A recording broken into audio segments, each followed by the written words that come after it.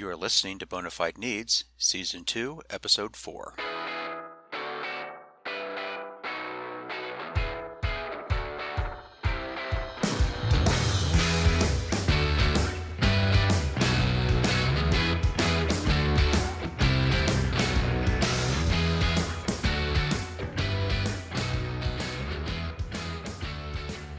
Welcome back to Bona Fide Needs. I'm Bill Olver, Managing Editor of the PubK Group. In this edition, we'll take a look at the Biden administration's COVID-19 requirements, new small business regulations, lots of news on the cybersecurity front, and other news of interest to government contractors. As we record this episode, the White House and congressional leaders are continuing to spar over legislation to raise the debt ceiling. While all sides are signaling that negotiations are making progress, many issues remain that the parties are calling non-negotiable. Later in this episode, I'll be talking with attorneys from Arnold and Porter, who will discuss how defaulting on the nation's debt will affect the economy and federal contractors. But first, let's run through some headlines. The federal government's COVID-19 protocols are winding down. Effective May 12, the Safer Federal Workforce Task Force rescinded vaccination requirements for federal contractors, as well as for federal employees and some healthcare workers. President Joe Biden also issued a new executive order that revoked previous EO 14042, ensuring adequate COVID safety protocols for federal contractors. The new order directs agencies to rescind any policies arising from the 2021 order. The president's authority to require contractors to mandate vaccines for their employees has been under fire. Multiple circuit courts found that the mandate exceeded the president's statutory authority. However, in April, the Ninth Circuit sided with the administration, concluding that the president had such authority under the Federal Property and Administrative Services Act. Now that the vaccination requirements have been rescinded, the point is moot, but we'll see if this occurs again in the future and how the courts split on the president's authority. As the pandemic response winds down, the Department of Defense is also rescinding multiple emergency class deviations supporting the response. DoD is rescinding class deviations connected to undefinitized contract actions and progress payment rates.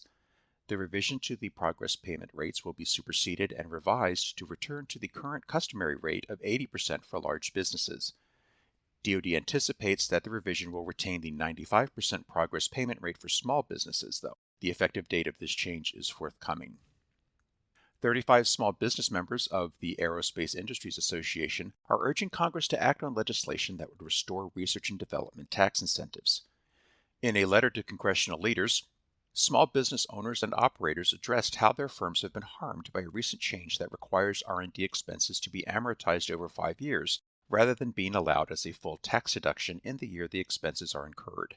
The bills to reverse this policy have been introduced in the House and Senate.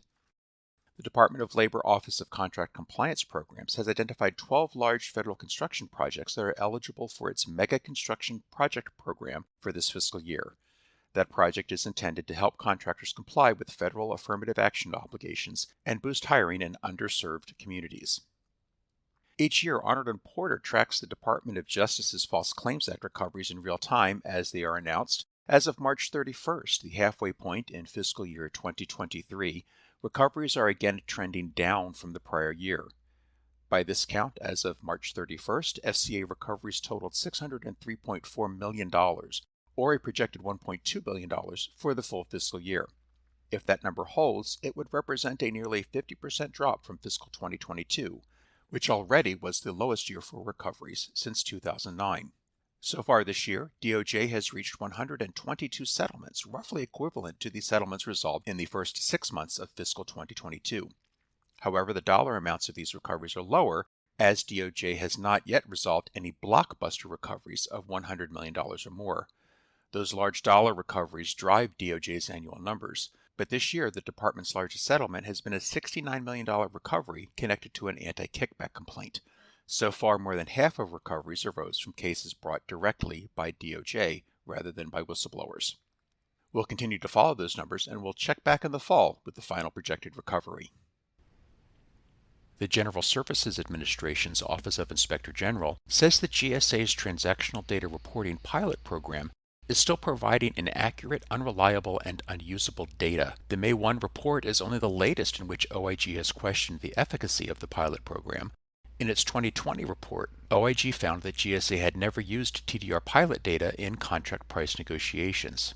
This year, GSA identified one instance where the data was used for contract-level pricing decisions, but both the contracting officer and the contractor asserted that the data was unreliable, and therefore it was not ultimately used. OIG strongly warned against expanding the pilot project unless comprehensive corrective action is taken. In response, GSA said that it has greatly improved data quality over the life of the project and gave no indication that it would discontinue TDR. Federal contractors have only a few more days to comply with OMB guidance prohibiting the use of TikTok on any IT connected to their work for federal agencies. Specifically, the memo covers any IT owned and operated by federal agencies, as well as any IT used by a contractor under a contract where the agency requires the use of that IT either as an express contract condition or to a significant extent. Contractors have until May 28th to comply. OMB and the Cybersecurity and Infrastructure Security Agency have issued a common form that software developers can use to self-certify that their products meet the requirements of NIST Special Publication 800-218, Secure Software Development Framework. Developers must meet the NIST requirements and file their self-certifications before their software can be used by federal agencies. Agencies will begin collecting these forms in September. The National Institute of Standards and Technology has released two new sets of cybersecurity guidance. First, the agency has published a new draft of SP 800-171, Protecting Controlled Unclassified Information in Non-Federal Systems and Organizations. The changes are intended in part to help federal agencies and contractors more consistently implement requirements for handling CUI and to help businesses better implement the specific cybersecurity safeguards provided in NIST Special Publication 853, Security and Privacy Controls for Information Systems and Organizations. Comments on this draft are due by July 14th. NIST has also released version 1.0 of its Artificial Intelligence Risk Management Framework. The framework identifies 6 factors for mitigating risk and evaluating the trustworthiness of artificial intelligence systems. The Small Business Administration has published a final rule updating its regulations for the 8A Business Development Program.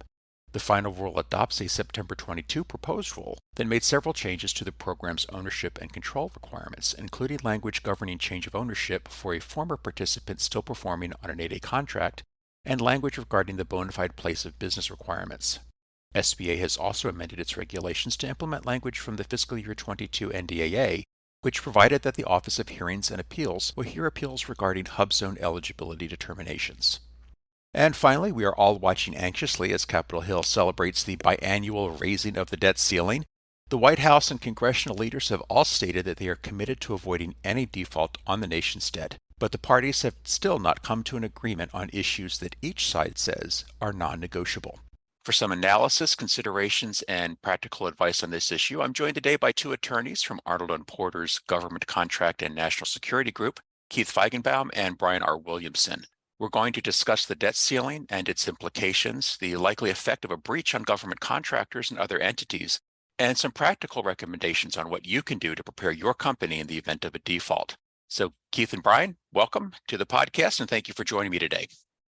Bill, thanks for having me. My name, as you said, I'm Keith Feigenbaum. I practice in Arnold and Porter's Government Contracts and National Security Group, where I handle a full spectrum of government contracts and export control issues. And in my spare time, I'm also an Army reservist where I teach government contracts and fiscal law at the Army Judge Advocate General School. Happy to be here today. Hey, thanks, Bill. Bryan Williamson here. Glad to be here. I'm also an attorney in Arnold and Porter's Government Contracts and National Security practice, like you mentioned.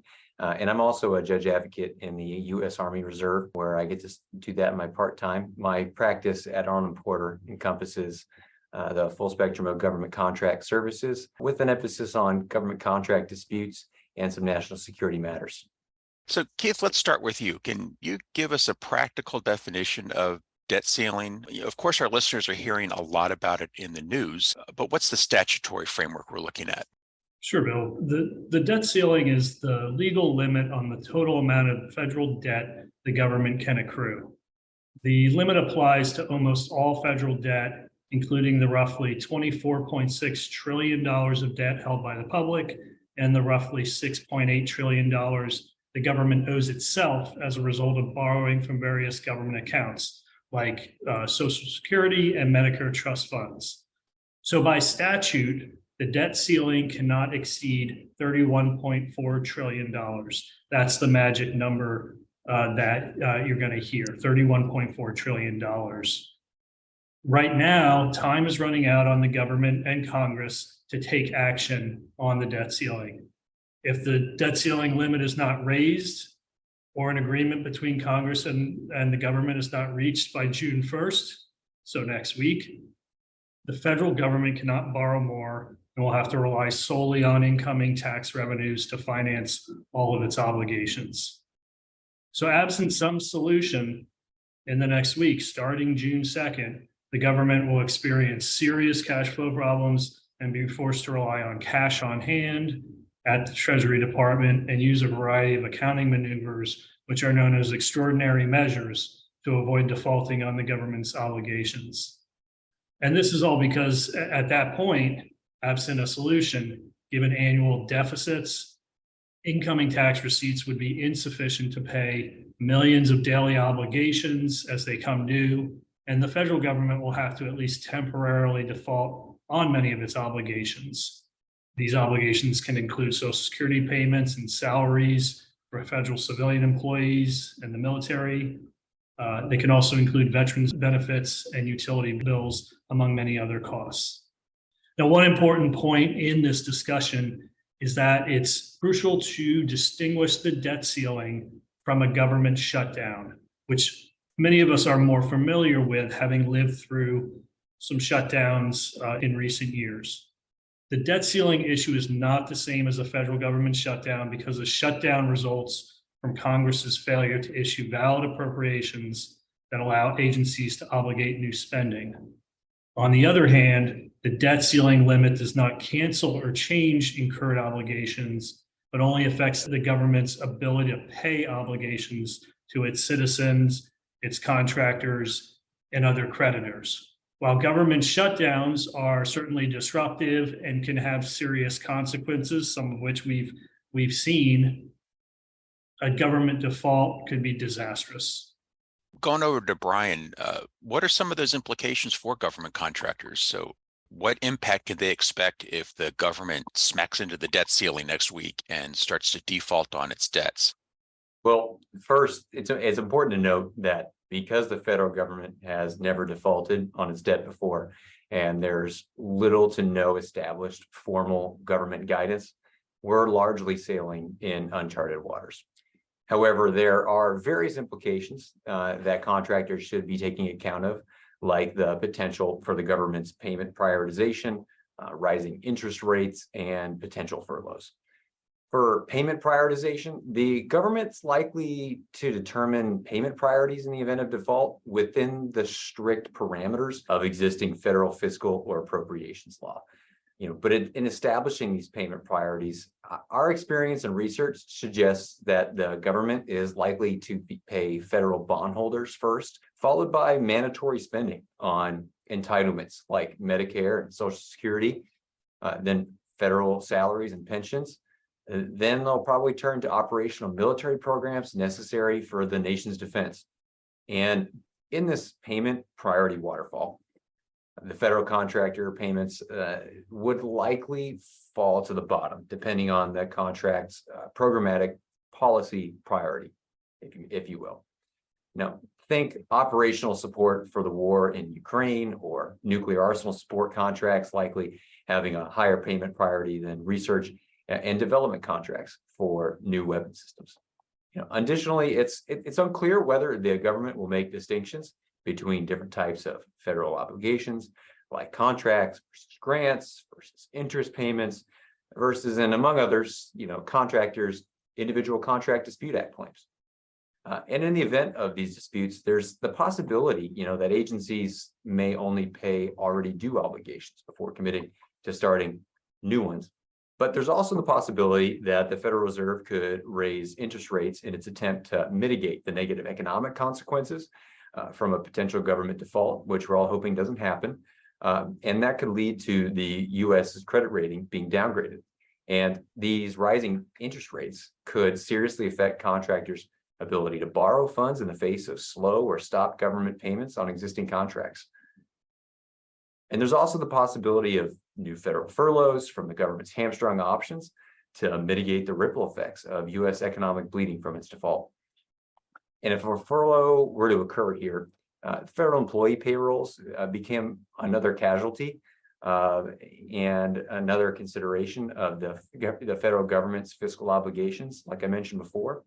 And presumably, the federal salaries will be a high priority item for the government, but because federal employees may not work for free, and that's different from military service members who can be ordered to work with a functional IOU for future payment. The government cannot or maybe will not be able to pay all their salaries for some time. And some federal employees may be furloughed or forced to take time off. And this will affect federal contract administration and the contractors performing them because the government simply may not have the staff necessary to timely respond to contractors' communications with the respective contracting activities. Now, in contrast, unlike federal employees, contractors may or may not continue to work, but this would be at the respective contractor's own risk because the government cannot promise to make payment in this event. As such, as early as possible, contractors should seek written direction from each contract's contracting officer on whether work should continue. And that's as early as possible and in writing.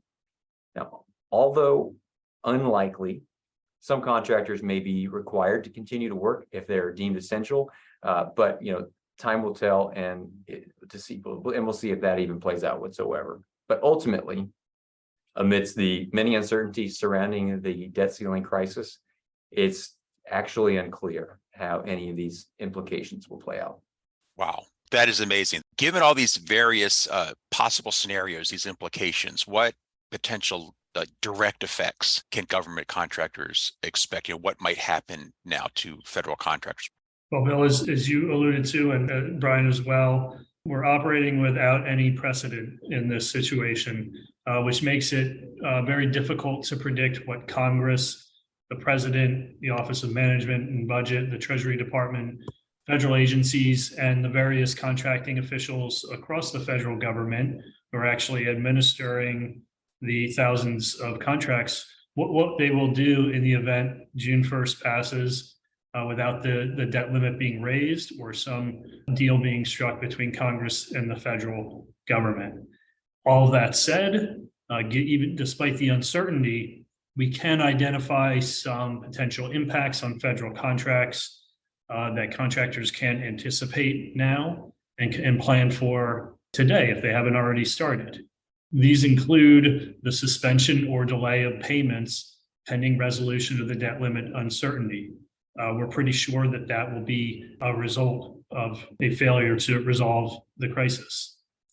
There could be a delay in the issuance of solicitations. So for contractors who are preparing bids, they should not be surprised by delays in solicitations. Some solicitations could be pulled. And delays in the evaluation and award of some contracts could occur. As Brian alluded to, federal employees could be furloughed. There could be less contracting personnel on the government side to perform evaluations and awards. Generally speaking, where proper appropriations are in place, we expect that contract performance, absent stop work orders or terminations, competitions, and awards will continue as the government makes the procurement by procurement decisions on where they want to allocate resources. As Brian talked about, there will be priorities to address. Think national security, think homeland security. Those contracts might get the resources, but it remains to be seen. Meanwhile, while all of this is going on, the backlog of unpaid bills, absent a deal, will certainly continue to grow until sufficient tax revenue is collected. As I mentioned, contracting officers will be expected to issue stop work orders in some instances, which contractors should insist on getting in writing. And there could be terminations in certain circumstances. Contractors should be aware that the government has the unilateral right to stop work on contracts when it's in the government's best interest. That's a nebulous concept that would likely come about if there were a default and the government is prioritizing contract spending. We would expect to see contracting officers issuing these stop work orders. In this scenario, the government may later order a contractor to resume work or decide to go from a stop work situation to a termination. So contractors should diligently document events as they occur, ask for communications in writing. If the government won't provide them in writing, then document them yourselves. And contractors should document their costs to avoid disputes later on, or if disputes become inevitable, in order to document your actual costs. As a further practical matter, contractors can establish separate charge numbers in their accounting records to identify costs associated with a stop work situation or a termination, to allow for the assertion of equitable price adjustments or contract claims down the road. Very good. So do you have any actionable recommendations, like specific steps contractors should take to mitigate some of these consequences? Yeah, I'll start off. There are some basic common sense administrative steps that contractors can take and that involve early, frequent written communications with contracting officers. As early as possible, contractors should discuss with their contracting officers the priority of each of their contracts and their possible place in line for different priority payments. However, there is a decent chance that contracting officers or agency personnel may not have any idea what the fiscal priority is for each contract. But regardless, contractors should still inquire about this in writing to gather, as much information as possible for their own planning purposes. Further, as early as possible, contractors should discuss with their contracting officer or the other agency personnel, as applicable, whether work should continue in the absence of a stop work order or termination in the event that the government actually defaults on their debt.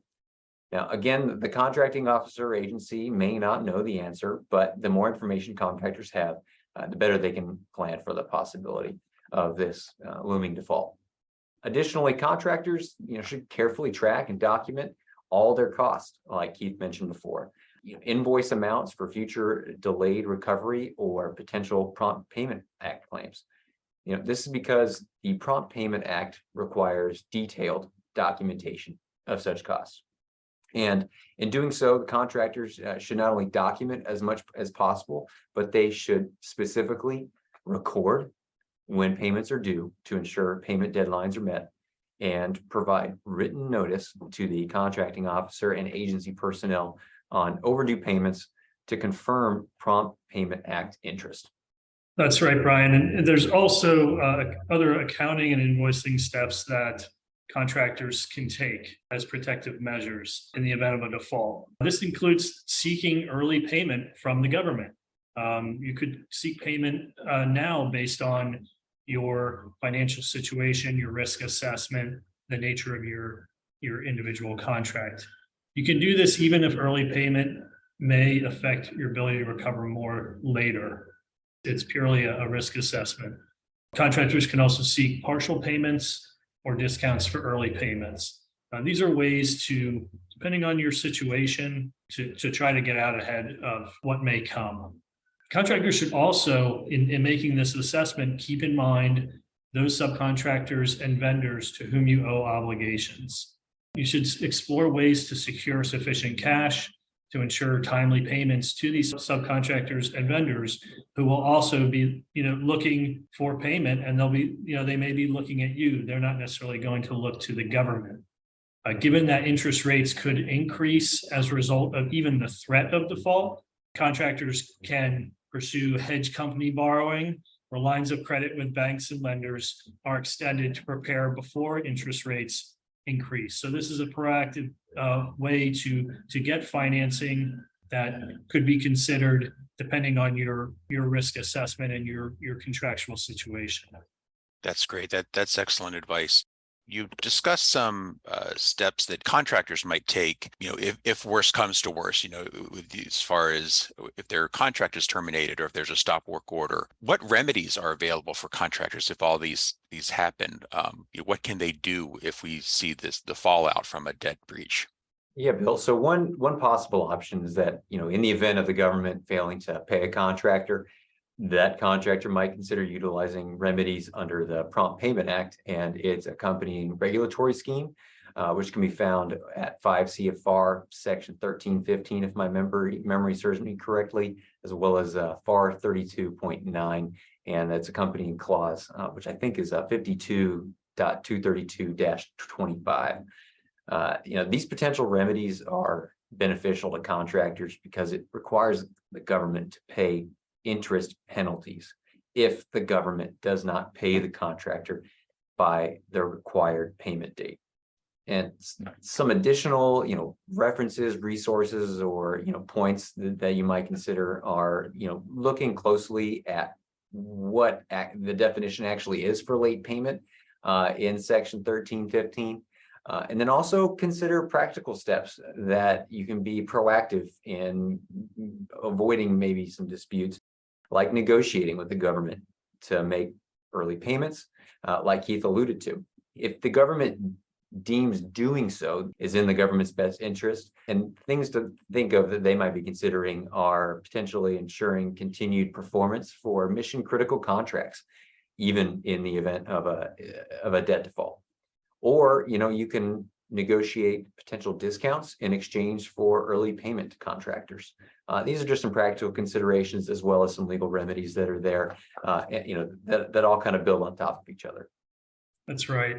But there's also legal alternatives that we view as maybe a last resort type alternatives that are available to contractors. In the event the government fails to pay contract costs, one option for contractors is to voluntarily suspend contract performance, to almost issue your own stop work order. Now, this is a remedy that should not be taken lightly and should be pursued only after consultation with the contracting officer and other government personnel in order to mitigate the risk of negative consequences for you as the contractor.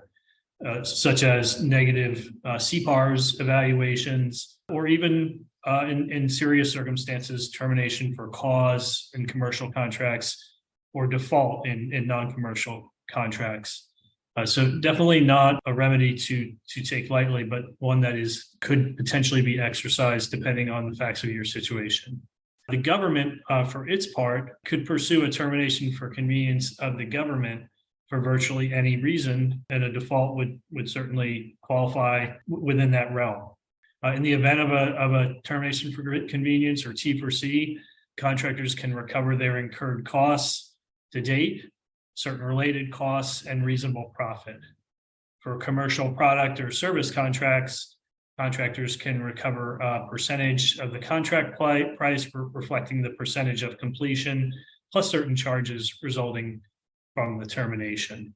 Finally, as a potential last resort, if a contractor suffers losses due to the government's failure to act on the debt limit, make payments, the contractor can sue to recover amounts owed.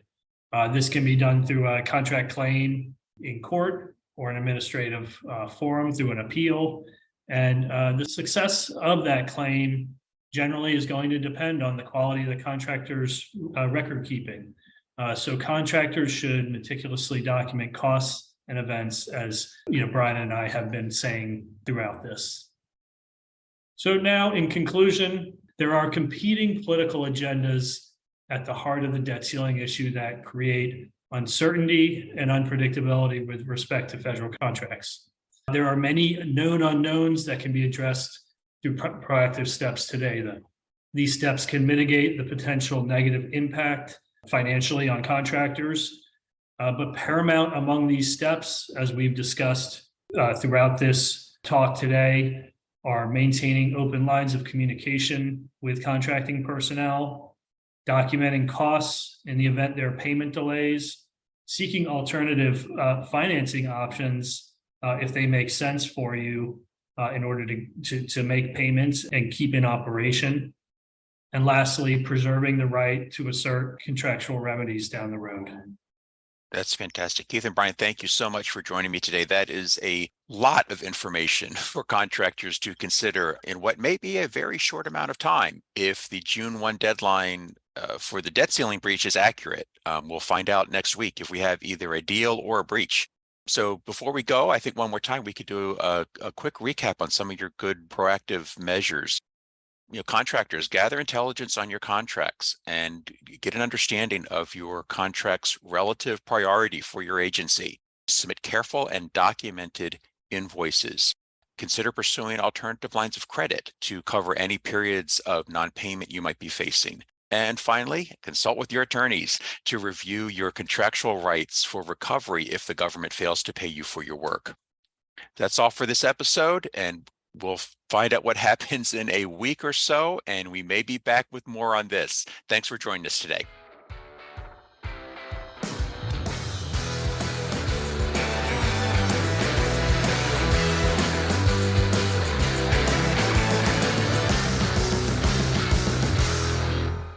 Bona Fide Needs is a joint production of and copyright Arnold and Porter, providing legal advice and thought leadership for government contractors, and the Pub K Group, publisher of daily news and insights for government contractors and their counsel. This podcast is produced by Mike McGill and Bill Olver.